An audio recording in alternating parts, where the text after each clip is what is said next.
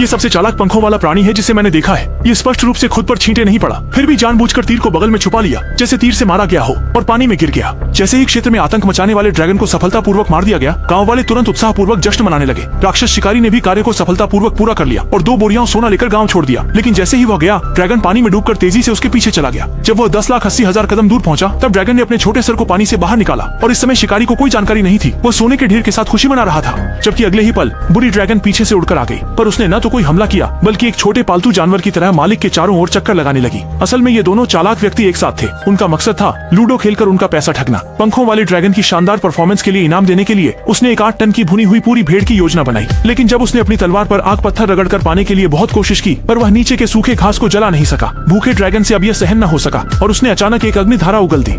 अंततः हीलों की आग से जल्द ही दोनों ने स्वादिष्ट भुना मांस खा लिया। अगले दिन सुबह सुबह वे फिर से एक गांव पहुंचे और ग्रामीणों का शोषण करने वाले जमींदार को फिर से लूटना शुरू कर दिया। हालांकि जमींदार पहले ही रिश्तेदारी में बाहर जा चुका था और गांव में नहीं था। उसे जल्द से जल्द वापस आने के लिए मजबूर करने के लिए जहांगीर ने जमींदार की अगवा की गई रखेल को चौक पर ढकेल दिया। फिर विशालकाय ड्रैगन को आदेश दिया कि वह उसे अपहरण बहुत तेजी से हुआ और खबर मिलने के बाद जमींदार हजारों अनुचरों को लेकर गांव लौट आया और विशाल राशि खर्च करके ड्रैगन को मारने के लिए मजबूत भाई को नियुक्त किया। उसने सोचा था कि इस बार उसे पहले की तरह आसानी से पारिश्रमिक मिलेगा, लेकिन पंख वाला ड्रैगन जिस नदी में गिरा वह उथला जल क्षेत्र निकला, जिससे वह सीधा मुंह के बल गिर पड़ा। हालांकि इससे भी ज्यादा हैरान करने वाला बात यह थी कि जमींदार ने अपनी पत्नी के अपहरण के बदले पंख वाले ड्रैगन को खींचकर किनारे पर लाने का आदेश दिया और उसे भुना हुआ कर बनाने की योजना बनाई।